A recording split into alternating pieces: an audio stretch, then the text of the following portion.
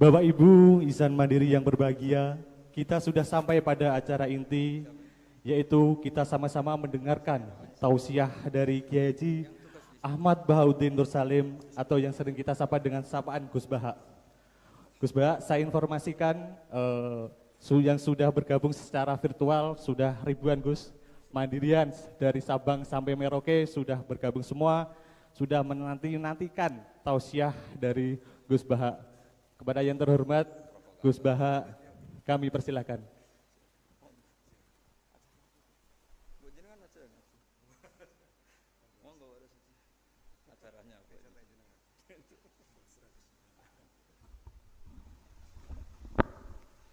Assalamualaikum warahmatullahi wabarakatuh.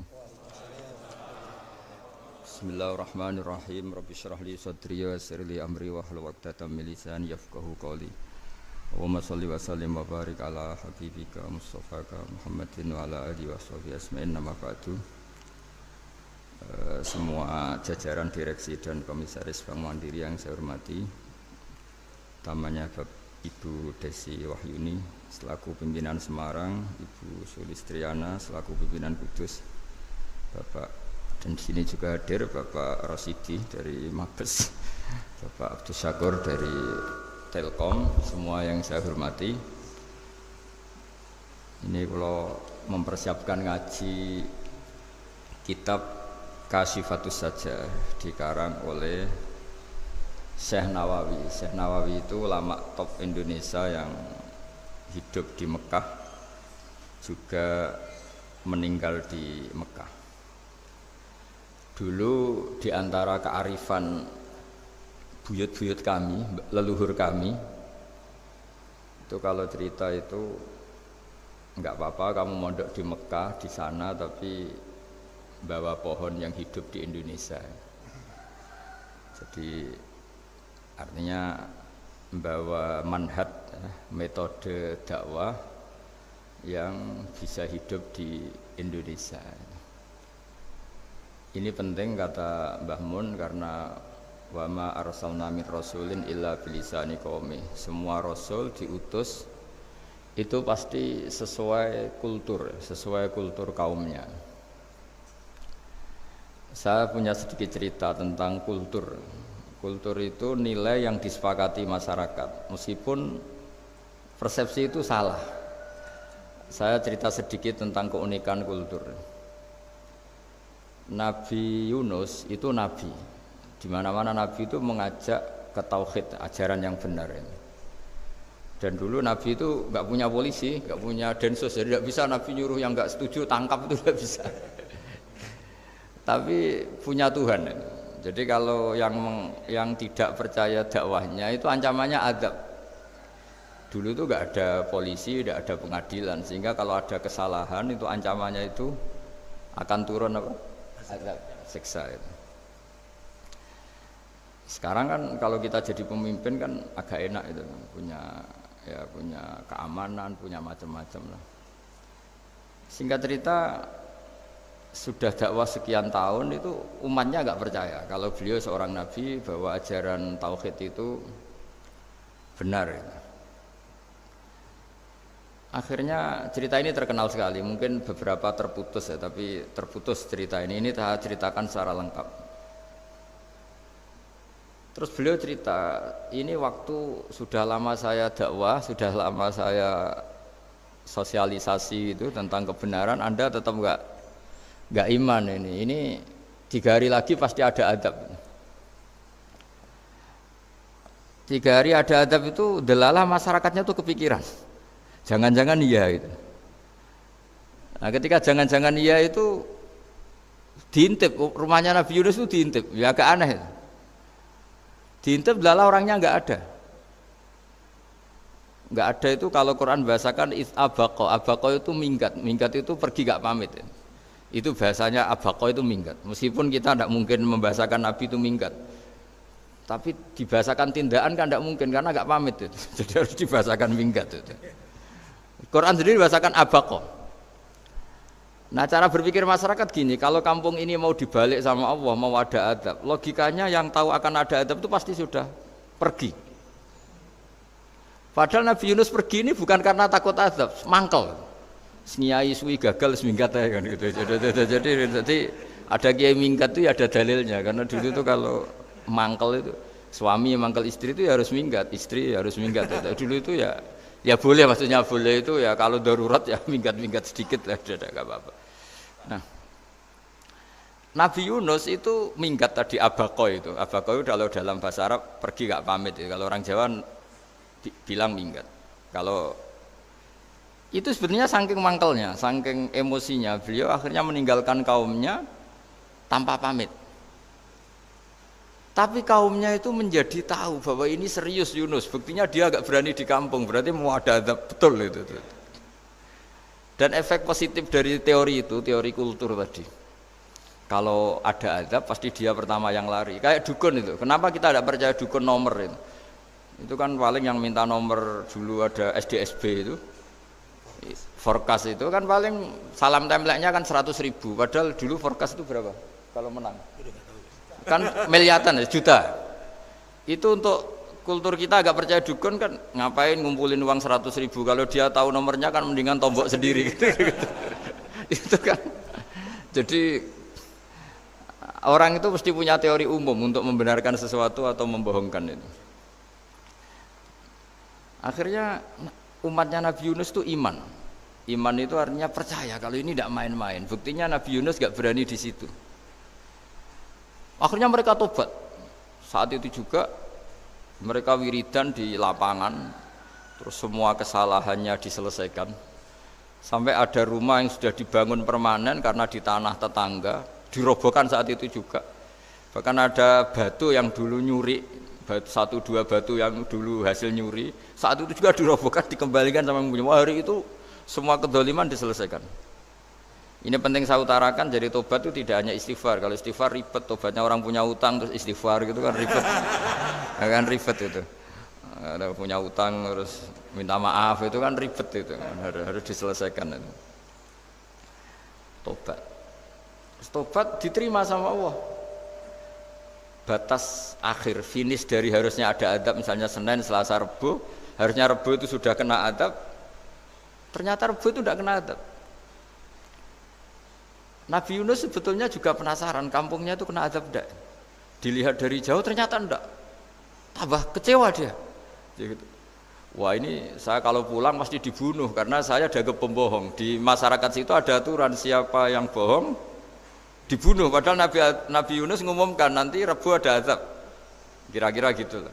Ternyata Rebu itu tidak ada azab, makanya dia sudah di batas kampung kembali minggat lagi karena nanti pulang pasti dibunuh karena dia dianggap bohong. Ya akhirnya masyhur itu, terus dia ikut nelayan sekenanya, yang penting lari dari kampung, ikut nelayan sekenanya. Zaman itu, ini saya ulang lagi zaman itu. Nanti ini efeknya nanti ke tauhid. Zaman itu para nelayan tuh kayak sepakat, kalau ada kapal atau perahu kok mau tenggelam, itu pasti ada yang minggat. Artinya minggat itu pergi tidak terhormat itu. Terus fasahama fakana minal mudkhadin. Nah, dulu itu orang sudah punya peradaban. Ini cerita kultur, sudah punya peradaban. Punya peradaban. Ya sekarang gini, kalau nyemplungkan salah satu kan tidak adil diundi. Diundi. Ternyata yang keluar dia Nabi Yunus. Terus mereka tahu ini orang nggak pantas dikorbankan. Karena Nabi di mana-mana itu ganteng. Memang Allah itu punya sunat unik. Nabi itu harus paling ganteng di kampungnya. Nasabnya juga harus paling baik, kabar-kabarnya juga istrinya harus paling cantik, itu memang aturannya gitu. Nggak tahu saya, dulu saya juga janggal, kenapa Nabi aturannya harus gitu. Tak angen-angen di pemimpinnya elek izin itu, maksudnya misalnya pemimpin dia pasak keriting itu kan piye gitu rasanya itu. Jadi Nabi itu pasti itu paling ganteng di kampungnya, terus dari nasab ya terbaik, terus rata-rata istrinya itu ya selain solihah itu ya paling cantik. Karena ya dibully kan, sawar tidak jadi Nabi, bojone elek kan ya ribet kalau misalnya ada yang bully gitu kan juga ribet. Singkat cerita terus dia akhirnya ditenggelamkan, dibuang karena beliau seorang nabi, faltaqamahul khut, beliau ditelan ya. Iltiqom itu tidak digigit, ditelan.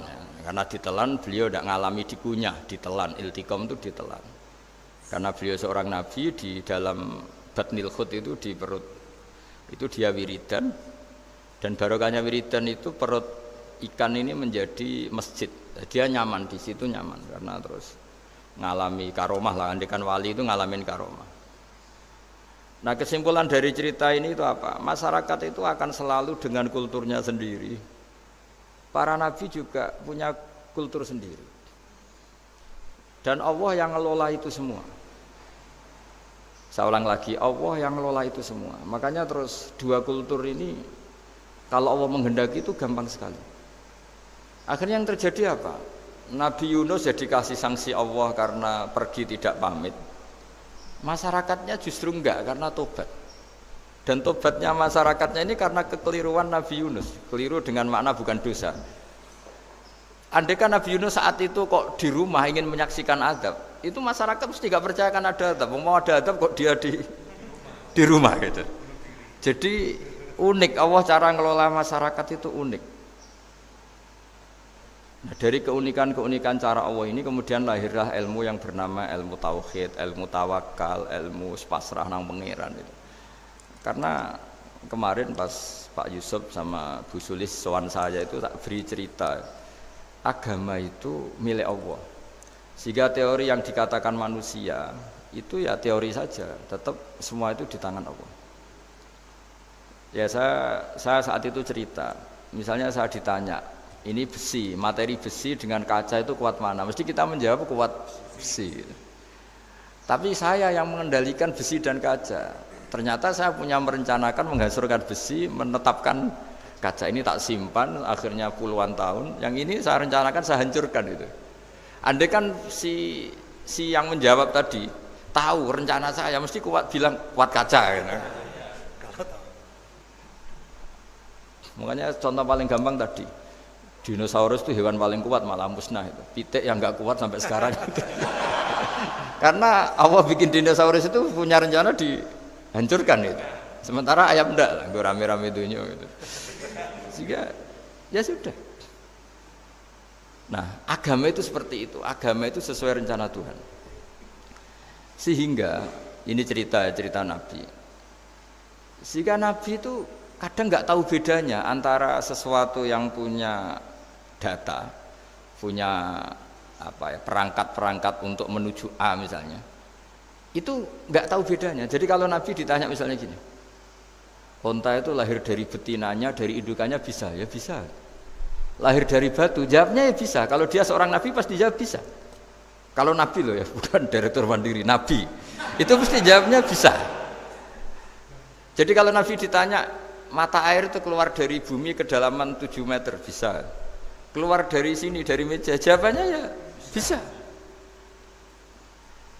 Karena Nabi itu saking dekatnya Allah, tahu betul bahwa perangkat di dunia ini tidak bisa mendikte Allah. Semua itu kehendak Allah. Logika yang terbangun Nabi itu sebenarnya gampang ya. Kalau kita teliti itu, makanya gampang itu sesuatu yang benar itu pasti bisa dijelaskan secara gampang. Nah ini ngaji tauhid biar tidak terlalu berteori terus. Karena kalau saya cerita uang pinter jenengan. Nah, dan saya tidak ingin pinter tentang uang.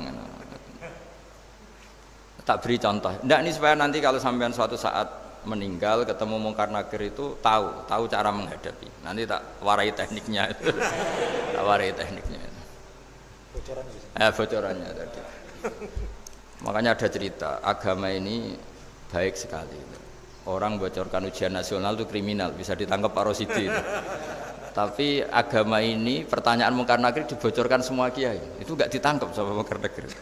Harusnya kan rugi karena ini pertanyaan, tapi semua kiai kan sudah membocorkan. Nanti pertanyaannya di kuburan itu man rabbuka, Tuhanmu siapa, agamamu apa. Itu kan sudah dibocorkan, tapi itu enggak dianggap kriminal. Sementara kita sekolah SD, sekolah SMP bocorkan soal itu dianggap kriminal. Padahal kalau harusnya boleh. Maksudnya kalau menuruti teori itu harusnya boleh kan. Mau pertanyaan Mungkar Nakir saja dibocorkan kan. Ada dasarnya kan? Ya tapi kan tidak ada itu. Harusnya boleh. Tapi kan terus jadi nggak ujian kalau dibocorkan itu. Artinya agama ini begitu baik. Pertanyaan yang taruhannya surga neraka saja Dibocorkan. Kurang apanya baiknya agama ini? Pertanyaan sepenting itu dibocorkan. Dan kiai-kiai gak ditangkap sama mungkar nakir, ya ada itu. Saya ulang lagi ya, supaya kita ingat fitrah salimah. Soal Anda modern monggo lah, tapi saya sebagai kiai akan ngajari kalian tentang fitrah salimah. Jadi kalau kamu itu benar-benar beragama, ini misalnya kertas, ini lempengan baja. Kalau kamu beragama, kalau ditanya kuat mana, ya terserah jenengan. Karena bisa saja kertas ini aku punya niat tak simpan di arsip nasional. Baja ini tak niatkan, tak luluhkan, tak hancurkan. Sehingga kalau kita ngomong ya secara materi harus ditambah ya, secara materi kuat baja ya Allah. Tapi secara substansi jenengan ya terserah jenengan, monggo. Nah, di sini yang mulai orang lupa itu karena selalu menjawab pasti kuat baja. Kata pasti ini yang akhirnya orang menghilangkan teori beragama. Berdasar logika. Nah, akhirnya para nabi, para wali itu ditanya. Saya punya kitab karangannya Abdul Hamid, orang alim. Kitab itu dulu saya ngaji lama sekali, sampai sekarang saya pelajarin. Manusia itu dijebak hukum adat, padahal adat itu ya tidak terlibat. Misalnya kalau ada telur jadi ayam normal gitu.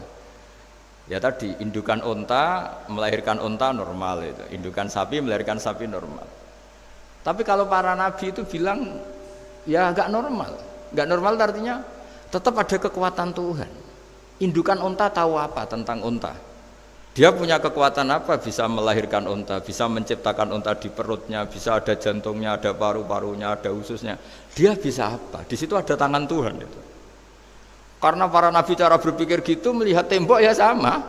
Tembok sama indukan unta itu sama, sama-sama mungkin mengeluarkan unta. Sehingga ketika Nabi Soleh ditanya, bukti apa kekuasaan Tuhanmu? Apa bisa mengeluarkan unta dari batu besar ini? Jawabannya Nabi Soleh ya bisa, ya bisa. Dan mukjizatnya Nabi Soleh masyhur itu, keluarlah unta dari batu. Karena secara teori ya tadi, coba unta indukan itu apa seorang profesor, apa seorang ilmuwan sehingga bisa menciptakan anaknya itu. Apa dia terlibat dalam menciptakan jantungnya, paru-parunya, ususnya, kan enggak juga. Telur bisa apa coba? Gobloknya bukan main telur itu kan. Tapi bisa mengeluarkan ayam, dia bisa apa? Nah, para nabi, para wali itu tahu semuanya itu kekuasaannya Allah. Nah, kalau karena kekuasaan Allah, bedanya apa dengan tembok? Makanya Nabi Muhammad ketika di padang pasir, semua sahabat bingung, nggak ada air, ya Nabi santai aja. Ini gimana Nabi nggak ada air, nanti orang mati kehausan. Nabi ya santai aja. Kamu ingin air katanya? Iya. Terus Nabi nunjuk apa itu ya sudah, terus ada air. Ada yang keluar dari jemarinya, ada, karena Nabi itu nggak tahu bedanya antara ini mungkin dan tidak mungkin, tuh nggak tahunya itu ya semuanya itu Allah. Kalau kamu kan nggak, wah daerah gini nggak mungkin ada air. Ini kan padang pasir. Air itu biasanya di daerah hutan gini malah berteori macam-macam. Seakan-akan tidak ada Tuhan. Jadi kalau orang nggak bakat wali pasti berpikirnya gitu. Makanya nggak wali-wali itu memang nggak bakat, karena itu kan artinya menafikan kekuasaannya Allah kan. Seakan-akan Allah tidak mampu bikin air di situ. Tapi kalau Nabi santai aja. Makanya Nabi Ibrahim ketika mau dibakar ya santai aja. Menurut beliau api bisa apa? Jadi itu meskipun hukum adat itu ya selalu berjalan. Normalnya api yang membakar, di padang pasir normalnya ya nggak ada air. Normalnya batu ya nggak mengeluarkan unta. Tapi kamu jangan terjebak oleh keseharian yang Anda lihat. Tetap di balik itu ada kekuasaannya Allah Subhanahu wa ta'ala. Nah, ini yang namanya iman. Dengan iman seperti itu nanti ketika kita mati itu ya santai saja. Ketika kita hidup ya tidak tahu oksigen itu apa masuk ke tubuh kita sistemnya kayak apa. Jantung kita ya kita ada ikut bikin, paru-paru kita. Artinya zaman kita hidup pun sebenarnya kita tidak bisa ngelola kehidupan itu, tidak bisa. Nah, kalau sama nggak bisa, nanti setelah mati juga tidak bisa. Ya sudah, ketika kita hidup yang ngelola juga Allah, ketika mati juga yang ngelola. Bedanya apa? Nah, ini di sini terus kita dilatih inna sholati wa nusuki wa mahyaya wa mamati lillahi rabbil alamin. Tapi kenapa kita ragu terhadap kehidupan setelah kematian? Karena ketika kita hidup seakan-akan kita tahu cara hidup. Makanya Allah itu tersinggung betul ketika ada orang merasa bisa ngelola cara hidupnya. Makanya kata Allah kalau gojlok orang-orang yang kepedean itu, kalau kamu top, mbok jangan mati. Itu falaula in kuntum ghaira madinin tarji'unaha in kuntum shadiqin. Kalau kamu merasa top itu jangan mati. Di mana-mana mati itu tidak top. Falaula idza balaghatil hulqum wa antum khina idzin tanzurun. Mbok ketika nyawa kamu sudah sampai kerongkongan, kamu tarik lagi supaya kamu tidak mati. Mati itu tidak top. Katanya kamu top kok mati. Jangan mati. Kalau top itu jangan mati, jangan miskin, jangan tua, jangan jadi jelek. Pokoknya top terus gitu. Itu digojlok sama Allah. Tapi orang itu lupa bahwa ketika sehat begini kita seakan-akan ngelola kehidupan. Nah gara-gara merasa ngelola seakan-akan kalau mati lalu saya gimana ya kalau mati? Di kuburan ngapain? Terus kantornya gimana, kerjanya di mana? Ya udah usah begitu. Nah ini di sini pentingnya tauhid. Orang dilatih berpikir al-khalqul awal. Afa'ayina bil khalqil awal. Kalau dalam bahasa Yasin disebut kul yuhyihal ladzi ansha'aha awwala marrah. Jadi agama itu orang dilatih membayangkan pertama hubungan kita dengan Allah. Misalnya manusia pertama itu siapa? Adam. Adam bisa berpikir, bisa berlogika, bisa jalan-jalan, bisa macam-macam. Tapi andaikan Anda jadi Nabi Adam, mesti melihat kekuasaannya Allah itu begitu nyata. Karena saya materinya dari tanah, ternyata saya bisa berpikir. Betapa kudrohnya Allah, kekuasaan Allah, tanah yang benda mati bisa berpikir. Sekarang jadi saya. Sehingga kira-kira Nabi Adam kalau ketemu tanah itu ya, kalau mau maksiat, wah ini tanah ini pasti komplain. Nah di sini pentingnya beragama. Sehingga ketika Rasulullah ngendikan, jika kamu memperbanyak sholat, maka tanah-tanah ini bersaksi terhadap sholat kamu. Jika kamu maksiat, juga tanah-tanah ini menjadi saksi pemberat. Itu kamu tidak jagal sama sekali, karena manusia pertama yang bernama Adam yang bisa berpikir itu materinya dari tanah. Jika kita tidak janggal ketika tanah disetatuskan bisa bersaksi. Tapi setelah kamu berpikir tanah itu bisa dicangkul, bisa dijadikan berhala, dijadikan kendi, dijadikan macam, seakan-akan tanah itu ya benda yang tidak penting. Tapi Nabi itu beda dengan kalian. Nabi tahu betul tanah ini makhluk Allah yang bisa berpikir. Sehingga Nabi yang ngendikan kalau kamu sholat sunat atau beribadah sebaiknya jangan di tempat yang sama, biar yang menyaksikan kamu sholat itu banyak. Kita mungkin kan masa bumi bisa bersaksi.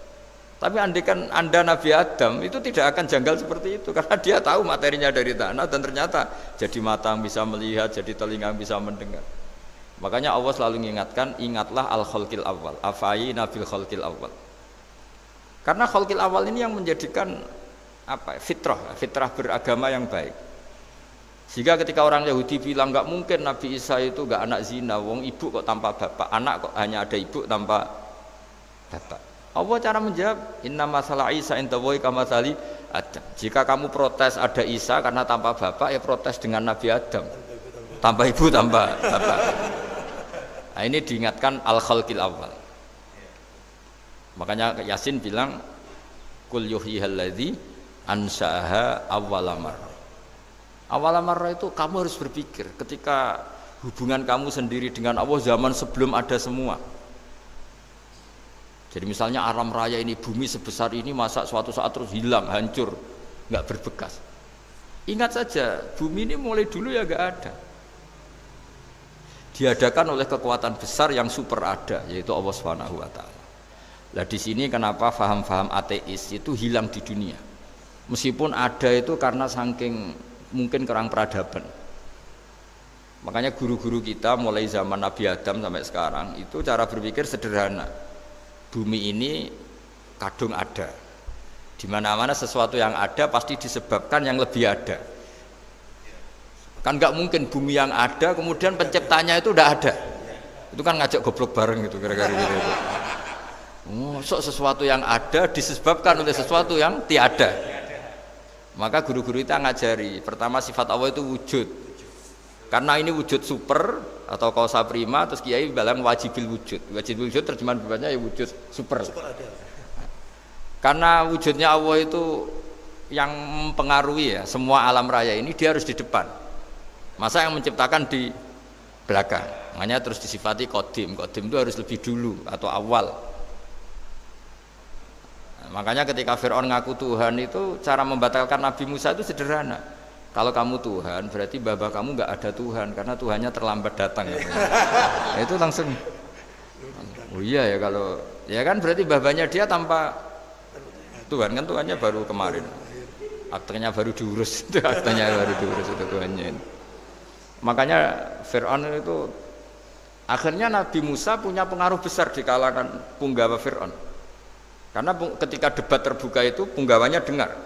Akhirnya mereka iman sama Nabi Musa. Ini disebut wa qala rajulun mu'minun min ali fir'auna yaktumu imana. Banyak yang diam-diam ini iman karena logika Fir'aun jadi Tuhan itu enggak masuk akal. Yang benar adalah Tuhannya Nabi Musa. Nah, orang-orang ini itu ya dibilang enggak loyal ya pokoknya dia iman. Dan dia juga yang ikut rapat. Besok Musa tangkap. Karena mereka sudah iman sama Musa terus sebelum eksekusi itu datang, ini datang ke Musa. Tadi malam saya ikut rapat, keputusannya Anda ditangkap mau dibunuh, jangan lari saja dulu kan. Jadi kan nggak bisa disebut pengkhianatan, kan ini orang baik. Jadi malamnya ikut rapat, besok Musa tangkap bunuh. Iya Nabi Musa paginya sebelum di itu, Musa saya nanti malam ikut rapat dan keputusannya Anda ditangkap dibunuh, kamu lari saja sekarang. Nah, kenapa iman? Karena logika yang dibangun Nabi Musa. Makanya ciri utama kebenaran itu bal naqdhifu bil haqqi 'alal batil fayadmaghuhu fa idza huwa zahid. Kebenaran sejati itu boleh diuji di mana saja. Dan Anda tidak usah khawatir kebenaran sejati itu kalah. Pasti menang. Kalau kebenaran itu kebenaran sejati pasti menangnya. Di sini terus ada ulama-ulama kayak banyak lah termasuk di Indonesia kayak Pak Quraisy Shihab kayak yang nyaman saja anak-anaknya di luar negeri karena merasa kebenaran sejati itu tidak akan kalah. Sehingga ketika ada negara yang begitu maju, saya pernah ditanya sama orang yang kuliah di Inggris, di Swiss, Gus, saya ini kan orang Indonesia tapi pengagum negara Swiss, Swedia, negara di sana itu makmur, terus tertib. Bagaimana saya tetap mencintai Islam yang secara lahir itu kadang-kadang beberapa negara Islam itu kacau. Ada seorang mahasiswa tanya gitu. Dia tanya cara ingat Allah. Ya membela Islam kira-kira gitu. Terus saya berita, tak kasih tahu dia. Ketika Anda muji negara-negara itu makmur, sejahtera, itu sebetulnya tetap utang jasa terbesar itu sama Tuhan. Pejabat bisa apa ketika Allah misalnya nggak bikin air? Negara bisa apa misalnya ketika Allah itu nggak bikin oksigen? Tetap semua ketertiban itu karena kehendak Allah. Berarti utang jasa kamu di negara manapun tetap sama Allah, bukan pada yang lain. Bahwa ada hukum sosial manusia, oke lah, kedua, ketiga, dia harus terima. Hanya dia sadar. Nah, masalahnya kita ketika di negara yang makmur gitu, pikiran kita, oh, presidennya hebat, menterinya hebat, tata sosialnya hebat. Oke, nggak apa-apa, muji manusia itu nggak apa-apa. Tapi tetap itu semua di bawah muji Allah Subhanahu wa Ta'ala. Ada air begini ciptaan Allah, ada oksigen sehat ciptaannya Allah. Sehingga muji pertama itu kepada apa artinya kehebatan manusia ketika ada gempa besar, ada likuifaksi, ada macam-macam. Nah, maksud saya ngaji di sini ingat Allah itu dengan cara seperti itu. Sehingga ketika kita hidup di negara manapun ya utang jasa pertama pikiran kita sama Allah Subhanahu wa Ta'ala. Tapi kalau enggak, kamu terjebak hukum adat tadi. Di mana-mana ayam itu yang mengeluarkan telur, telur mengeluarkan ayam, nggak bisa batu ini mengeluarkan ayam, keliru kamu. Ketika ayam mengeluarkan telur, memangnya ayam itu bisa? Apa dia berpikir sekolah dulu gimana ya cara punya telur? Kan ya tidak juga, tidak bergerak juga. Apa ketika mata kamu bisa melihat terus kamu merencanakan gimana ya mata supaya bisa melihat? Ya tahu-tahu sudah melihat. Nah, di sini disebut afa'ayina bil khalqil awwal ansa'aha awwalan marrah wa huwa alladhi yabda'ul khalqa tsumma yu'iduhu wa huwa ahwanu alaih. Allah selalu mengingatkan. Nah, iman yang baik itu iman yang seperti saya utarakan tadi. Kamu ingat kekuasaan Allah ketika belum ada apa-apa. Kalau belum ada apa-apa ya Allah bikin manusia itu dari tanah, bikin ayam ya dari tanah, bikin sapi ya dari tanah. Bahkan semuanya dari ketiadaan. Nah, dengan iman seperti itu, nanti kalau kamu ngaji hadis Nabi bisa mengeluarkan air dari apa? Dari jemarinya. Terus Nabi Ibrahim dibakar gak apa-apa. Nabi Soleh bisa mengeluarkan unta dari batu besar, Nabi Musa bisa menyibak laut hanya dengan tongkatnya. Itu semuanya kamu tidak jangka. Karena tadi ingat bahwa kekuasaan Allah itu tidak terbatas. Itu cara iman yang benar. Sehingga nanti ketika kita mati juga gitu. Ketika kita hidup ya tidak bisa ngatur jantung kita, paru-paru kita. Pasti sama lah. Setelah kita mati juga tidak bisa ngatur. Yang hanya ngatur Allah Subhanahu wa ta'ala. Hidup kita dalam kendali Allah, mati kita dalam kendali Allah. Ya sudah, terus kita mati ya nyaman saja. Saking nyamannya itu orang-orang soleh kalau mati itu jarang berdoa. Bukan karena apa-apa, kalau berdoa itu resikonya kan gini, mustajab ndak ya, dikabulkan ndak gitu. Itu menjadikan setan punya peluang masuk, diganggu. Makanya ajarannya Nabi, mangkana akhiru kalamihi la ilaha illallah wa fi riwayatin Allah dakhalal jannah. Jadi kalau mau mati bersaksi saja, sudah ini enggak saatnya berdoa, saatnya bersaksi. Makanya hanya disuruh bilang Allah, Allah, Allah. Dan supaya ini menjadi akhir kalimat. Sehingga nanti keren lah. Ketika ketemu Allah, apa akhir kalimat kamu yang kamu lafadzkan Allah, Allah.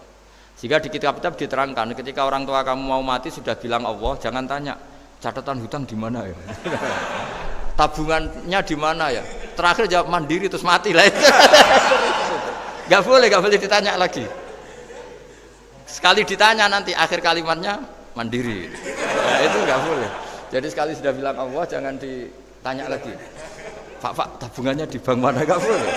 Bahayanya sekali jawab mandiri terus mati, berarti akhir kalimatnya itu ya mandiri. Makanya harus akhir. Jangan nanti statusnya itu mangkana akhiru kalami, memang akhir dari yang dikatakan itu kata Allah. Nah sebetulnya teks hadis itu la ilaha illallah. Ini pinternya Kiai Jawa. Lagi-lagi kembali ke kultur. Kiai Jawa itu kiai yang bisa modifikasi kultur. Sebetulnya kalimat hadis itu yang masyhur, itu yang populer itu la ilaha illallah. Tapi Kiai Jawa itu, dan itu ngikuti kitab-kitab Arab juga, kitab-kitab. La ilaha illallah itu resikonya tinggi karena di situ kan tiada Tuhan yang berhak disembah kecuali Allah. Ada kata la ilaha ini. Nah takutnya pas la ilaha sudah mati.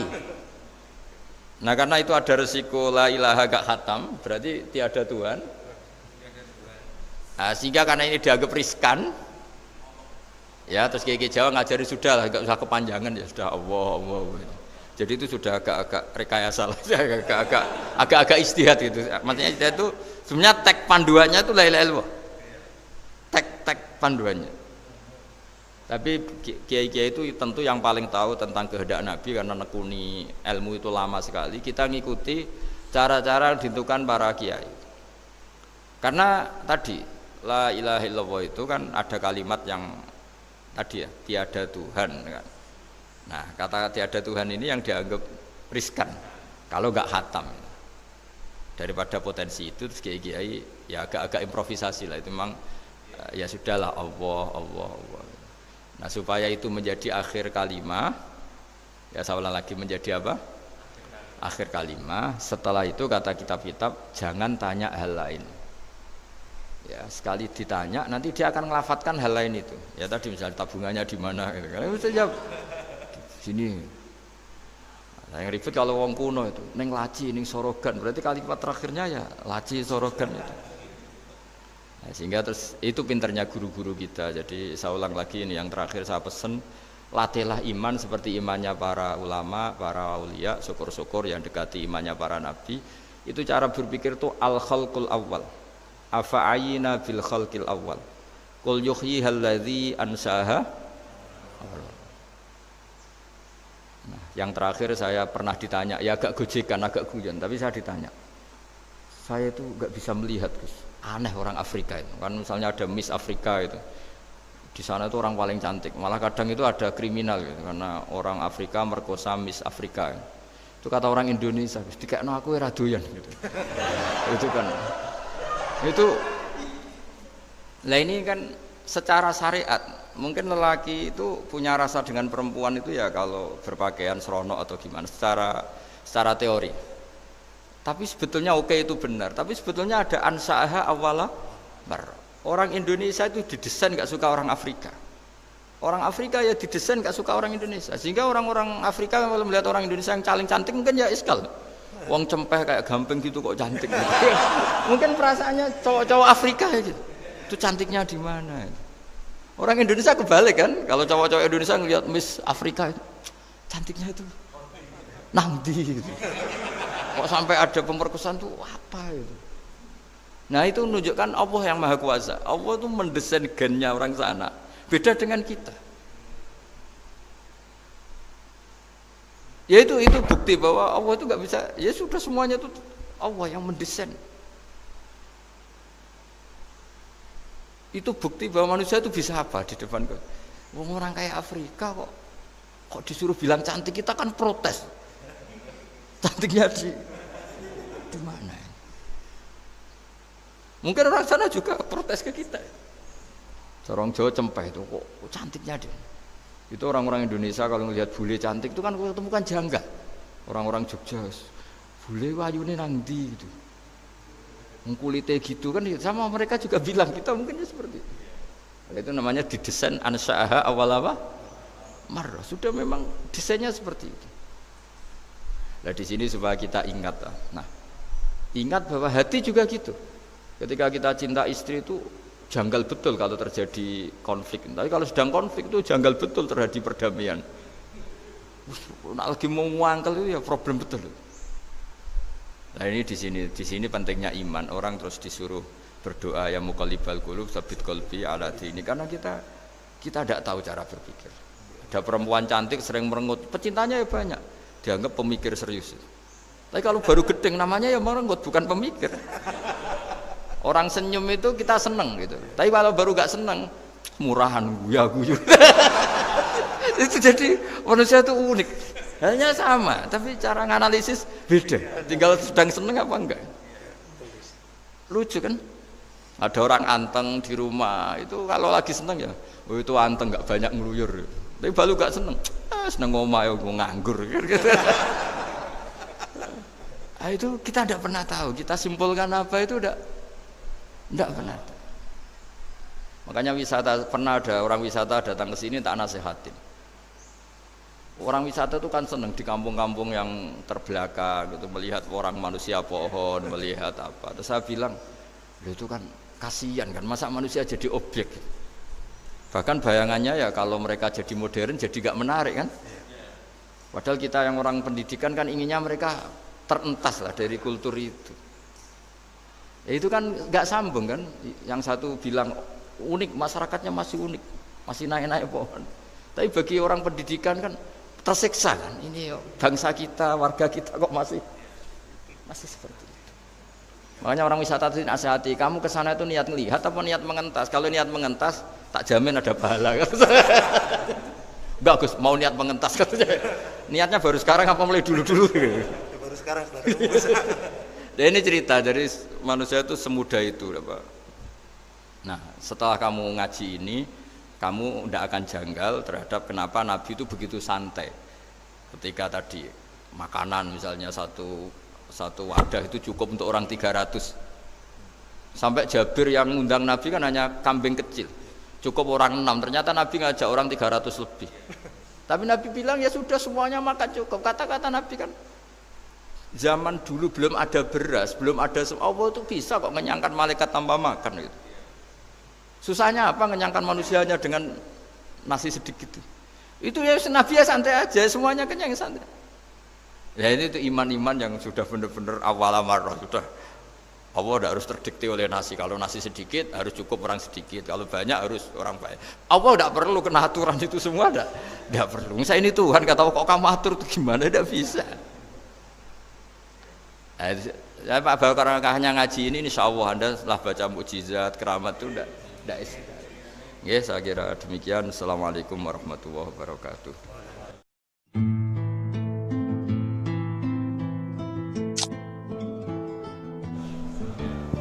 Waalaikumsalam warahmatullahi wabarakatuh. Terima kasih sekali Gus Baha atas tausiahnya. Terinfo dari panitia ada ratusan pertanyaan Gus. Tapi ya sudah ditulis panitia 2 pertanyaan ya Gus. Wah banyak betul. 2 Gus. Baik, saya bacakan langsung 2 atau satu-satu Gus? Langsung 2 aja. Baik, pertanyaan pertama dari Pak Andi, perwakilan dari Blora Gus. Perkembangan sekarang ini banyak penceramah yang muncul, namun terkadang terjadi perbedaan pendapat di antara mereka, sehingga umat yang baru belajar agama seperti kaum milenial menjadi bingung harus mengikuti pendapat ulama yang mana. Bagaimana menyikapi hal tersebut, Gus? Pertanyaan pertama. Pertanyaan kedua dari area Solo, Gus, dari Ahmadi Nugroho. Bagaimana cara kita berbakti kepada orang tua yang sudah meninggal, di mana semasa hidup orang tua kita pernah meninggalkan sholat? Pernah apa sering? Pernah meninggalkan? Pernah gampang. Iya. Kalau sering itu. Pertanyaannya, apa yang harus dan sebaiknya kita lakukan sebagai anak, Gus? Enggak, Gus. Yang ngaji di sini itu banyak ya, mulai yang nekuni bisnis apa saja lah, termasuk yang di Grab ya, termasuk Pak Polisi kadang yang ngaji terus ya nggak apa-apa. Dan semua saya itu termasuk kiai yang nggak pati suka ada pertanyaan, bukan karena apa ya, makanya tak batasi dua. Karena pertanyaan itu biasanya itu dipikir dari rumah, terus tema yang pokok itu gak pati dirungokno, sementing kok iso takok. Iya, sehingga itu ya. Ini lama-lama yang janda tanya, caranya pejabat jodoh kan ribet nanti itu.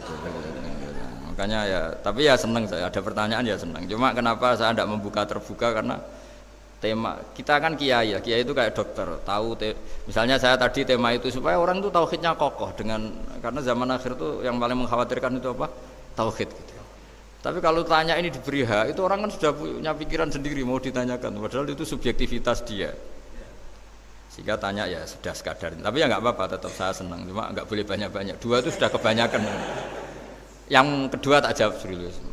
Ketika kita punya orang tua yang punya hutang, itu yang dibahas Nabi itu hutang dulu. Itu karena hak adami itu tuntutan. Jadi kalau dalam kitab fikih itu ada istilah haqqullah mabniun alal musamahah wa haqqul adami mabniun alal musyahah. Jadi kalau hak Allah itu Allah lebih rileks. Karena Allah itu tidak butuh disembah, tidak butuh dipuja-puja, Allah sudah terlalu besar. Al-Qayyum sudah besar sendiri, sehingga Allah itu mudah, ngabaikan haknya itu mudah. Tapi kalau hak adami, bawaan manusia itu kalau hartanya dibawa orang itu ingat terus. Sehingga harus diselesaikan. Maka Nabi kalau mau mensolatkan jenazah tanya punya utang enggak. Tapi kalau orang itu misalnya enggak sholat atau apa, itu Nabi masih ringan. Yang ditanyakan imannya. Bukan berarti kita nyepelekan sholat, enggak. Tapi memang agama ini yang diprioritaskan itu hak adami. Sholat itu super penting, bukan penting lagi super penting. Makanya pertanyaan tadi tak teruskan dulu. Anak cucunya itu prioritas itu mikir utang dulu. Karena ini yang hak adami gitu. Ya. Nah, setelah utang itu selesai, baru dipikirkan menurut sebagian ulama, anak ini boleh mengkodoi sholat yang ditinggalkan orang tuanya. Atau dikafaroi, misalnya per sholat nilainya sekian terus dibayarkan ke fakir miskin. Nah, tapi pertanyaan seperti ini sepertinya mengganggu. Mengganggu itu begini, takutnya jadi masif. Jadi masif itu gini, berhubung ada solusinya. Ini yang tanya orang mana tadi itu? Solo, ini orang Solo ini harus dikasih tahu. Berhubung ada solusinya, jangan-jangan kita yang kaya. Misalnya Pak Yusuf atau Bu Sulis kaya. Nak punya tabungan, nak saya tidak usah sholat ya, nanti gampang. Karena per sholatnya kan nilainya hanya sekian gitu. Umur saya kan paling tinggal berapa, itu cukup lah apa? Iya cukup untuk mengganti, itu kan ribet. Makanya solusi itu ya kadang tidak baik, gitu. Karena nanti dipakai saya naik dewi. Gitu. Makanya dulu itu terkenal ada guyonan, seorang kiai ditanya, ini guyonan nyata. Pak Kiai, katanya Kiai itu orang suci, tapi kadang-kadang kok maksiat juga. Si Kiai ini jawabnya ngawur sekali. Justru yang boleh maksiat tuh Kiai, kamu nggak boleh. Terus, kenapa Pak Kiai? Dia tahu caranya tobat, kamu nggak tahu. Kacau kan? Jadi yang melanggar hukum itu kan yang pakar hukum. Tahu itu. Tahu ilmunya. Cara melanggar tapi nggak bisa dipidanakan itu. Punya penghapusnya Gus. Ya punya penghapusnya, itu kan ribet. Artinya gini ya, yang orang Solo tadi, kalau kadung terjadi orang tua kita tidak sholat, saya ulang, kalau kadung terjadi orang tua kita tidak sholat, atau pernah meninggalkan sholat, kita sebagai kiai itu punya cara supaya yang untung tuh fakir miskin. Misalnya kita fatwa dikasih fidyah atau fida atau apa. Tapi ini bukan cara yang jadi solusi, karena takutnya nanti jadi gerakan masif tadi. Gerakan tidak usah sholat diganti, ya itu kan ceribet jadi. Tapi kalau sampai ingin berbuat baik sama orang tua yang nggak pernah sholat, saran saya satu, hak adaminya selesaikan dulu, karena memang dalam syariat Islam nomor satu itu hak masyhur itu kan, ketika ada jenazah Nabi itu nggak tanya orang itu sholat nggak, dan tanyakan punya utang nggak gitu. Sehingga kalau di kampung-kampung di mana-mana kalau ngelepas jenazah kan, kalau ada hak adami diambil alih keluarga supaya mayit ini ketemu Allah tanpa ada hak adami kan gitu, semuanya kan ya kan yang diselesaikan kan adami dulu, utang piutang itu tadi. Ya gitu ya, jadi tidak semua solusi itu baik, karena takutnya tadi apa? Jadi gerakan tadi. Makanya kita jadi kiai sering bingung gitu, karena mau nggak fatwa itu ada yang tanya, mau fatwa takutnya tadi. Misalnya kita kan paling umurnya tinggal berapa, dihitung saja per sholat, terus bilang ke anaknya, nak saya tidak usah sholat, nanti ini aja bayarkan, kan jadi ribet. Nah, yang pertanyaan pertama tadi tentang apa? Yang banyaknya ini Gus, apa penceramah-penceramah. Menceramah. Itu agak provokatif. Beda itu ada dua, beda karena bodoh, nah, itu memang harus kita tinggalkan. Yang beda karena bodoh. Ada beda karena rumus ilmu, itu harus kita hormati. Saya punya sekian bukti beda ya kalau karena bodoh tentu kita tinggalkan. Tapi kalau karena rumus ilmu yang beda, misalnya gini, saya kiai yang lama di kota, saya akan lama kerja di Jogja. Mungkin perasaannya orang kota itu kalau ketemu tetangga, misalnya saya kiai, udahlah kalau ketemu tetangga itu gak usah tanya. Ya kalau ketemu biasa aja, tidak usah tanya, tidak usah ramah, biasa aja. Itu mungkin bagus nasihat itu di kota, karena kalau di kota itu ketemu tonggo takok badhe tempundi mau kemana itu ganggu privasi. Sehingga bagian dari kebaikan baik sama tetangga ya jangan tanya, karena itu ganggu apa? Privasi. Tapi kalau di kampung dianggap sombong kan nggak tanya. Nah hal-hal seperti ini itu perbedaan karena ilmu. Memang di kota kulturnya seperti itu, di kampung seperti ini. Nah itu bukan perbedaan karena kondisi muqtadul hal, memang kondisinya berbeda. Ya kondisinya apa? Berbeda. Misalnya saya sebagai kiai kan, bayangkan kiai itu suka lah ngaji ibadah itu. Terus kamu karena orang kota sukanya pizza, terus Gus kesini Gus ayo naik makan pizza bareng, kan saya malah terganggu. Kamu niatnya hormat tapi ganggu karena nah. Sehingga dulu sahabat, ini cerita sahabat, ada sahabat yang ditanya tabiin itu generasi setelah sahabat. Sifli wajah Rasulillah, tolong jelaskan ke kami wajah Rasulillah Shallallahu Alaihi Wasallam. Ini sahabatnya nangis. Oh maaf sekali, saya tuh gak pernah melihat wajahnya Nabi, meskipun saya berpuluh-puluh tahun jadi sahabat. Juga gak pernah sowan Nabi. Saya sering jamaah sama beliau, ditanya kenapa? Saya tuh sungkan, beliau terlalu wibawa. Jadi bentuk penghormatan sahabat ini kepada Nabi justru gak berani melihat wajahnya. Dan bukti penghormatan pada Nabi, dia gak pernah sowan. Nabi itu punya anak, punya istri, punya cucu, kalau sowan tuh ganggu. Jika dia cara berpikir ya itu bentuk hormatnya. Ya itu ya sah saja dia cara berpikir ditakdir begitu. Tapi ada beberapa sahabat yang justru saking cintanya sering melihat wajah Nabi, sering sowan Nabi. Itu haknya dia cara berpikir begitu. Nah kira-kira seperti itu. Jadi perbedaan itu ada dua. Ada yang karena bodoh, itu tidak kita ikuti. Tapi ada perbedaan karena pengetahuan. Ya kalau karena pengetahuan harus kita ikuti, karena memang itu ya itu kan urusan sudut pandang. Dulu ketika Mekah dikuasai Sayyidina Umar, setelah Fathu Mekah dan Umar sudah kuat betul, itu banyak sahabat yang dulunya orang Mekah, itu sama Umar disuratin, cobalah kembali ke Mekah. Di Mekah itu kamu sholat di Masjid Haram sebagaimana 1000 sholat. Sekarang Mekah aman milik kamu, silahkan kembali ke Mekah. Tapi jawabnya sahabat itu nggak mau. Paling di Mekah hanya dapat pahala 1000 sholat. Tapi kalau mengislamkan orang di daerah-daerah pedalaman itu dakbul ambiya. ciri khas Nabi itu yang membenarkan orang itu, bukan di satu tempat. Terus sampai nambahi surat ini, wa alam anal ardo lam tuqaddis ahad, dan bumi itu tidak bisa loh mensucikan orang. Abu Lahab itu orang Mekah, Abu Jahal orang Mekah, tapi tetap begitu. Akhirnya jenis ini berpikir, ya sudah lah, gak di Mekah gak apa-apa. Andai kan Mekah itu bisa mensucikan orang, gak ada Abu Jahal, gak ada Abu Lahab. Akhirnya para sahabat gak kembali ke Mekah, tapi berkelana ke Syria, ke Sam, akhirnya ada Islam di mana-mana. Tapi ada juga yang Mekah itu kota suci, harus diisi orang-orang suci supaya yang brengsek-brengsek gak di sana. Ya sudah, cara berpikir begitu. Nah ini cerita ya, jadi sudah, kalau perbedaan karena ilmu, ya sudah memang karena ilmu. Nah itu nggak apa-apa. Nah kalau sampean tanya, lalu bedanya apa, Gus? Yang beda karena ilmu, karena ya lihat saja, kalau dia orang pinter bacanya banyak, berarti bedanya karena ilmu. Tapi kalau nggak pinter kok berbeda, ya berarti karena nggak tahu memang. Ya kira-kira seperti itu. Baik, terima kasih sekali Gus Baha atas tausiah dan jawaban pertanyaan dari rekan-rekan semua.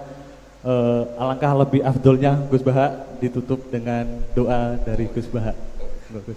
Bismillahirrahmanirrahim. Nahmaduka ya ghafur ya syakur, wa sholli wa sallim wa barik ala habibika Mustafa Muhammadin wa ala alihi washabbihi wa sallam ajmain. Allahumma ij'alna ya mimman ta'a ilaika, ya man ta'a khalqaka ilaika, wa mimman yafirru ya wa fi fatika ilaika, aminin mutmainnin ya Allah. Alladzina ya wala khaufun alaihim wa lahum yahzanun. Ij'alna ya aminin salimin mu'afin min kulli bala'i dunyal akhirah, waj'al baldatan Indonesia afiatan ya minal balaya wal fitan. Allahumma ij'al a'malana khalisatan liwajhikal karim, wa murabatan fika yu'la fiha kalimatukal ulya wa dzikrukal ulya, innaka antan nasir fa ni'mal maula wa ni'man nasir. Ighfir lana zallatina wa khati'atina ya Allah. Rabbana la tu'akhidna in nasina wa akhtana, Rabbana la tahmil alaina isran kama hamaltahu 'alal ladzina min qablina. Rabbana la tuhammilna ma la taqata lana bihi wa'fu 'anna waghfir lana warhamna anta maulana fansurna 'alal qaumil kafirin. Rabbana atina fid dunya hasanah wa fil akhirati hasanah wa qina adzabannar. Sallallahu alaihi sayyidina Muhammad sallallahu alaihi wasallam. Subhana rabbika rabbil izzati amma yasifun, salamun alal mursalin, walhamdulillahi rabbil alamin. Alhamdulillahirabbil alamin. Sekali lagi kami terima kasih kepada Gus Baha atas ilmu yang sudah diberikan kepada kita semua. Semoga setelah dari acara pengajian yang luar biasa ini, kita bisa menjadi hamba Allah yang lebih baik, lebih dekat dengan Allah, dan mendapatkan berkah barokah dari Allah. Bapak Ibu dan hadirin yang berbahagia, kita sudah sampai di penghujung acara. Sebelum saya tutup acara pada sore hari ini, kami sampaikan pengajian rutin Bapekis Region 7 Jawa 2 selanjutnya dari area Semarang Pahlawan. Baik Bapak Ibu yang berbahagia, saya selaku pembawa acara mohon maaf yang sebesar-besarnya apabila ada salah kata baik yang disengaja maupun tidak disengaja. Akhir kata, wabillahi taufik walhidayah. Wassalamualaikum warahmatullahi wabarakatuh. Waalaikumsalam.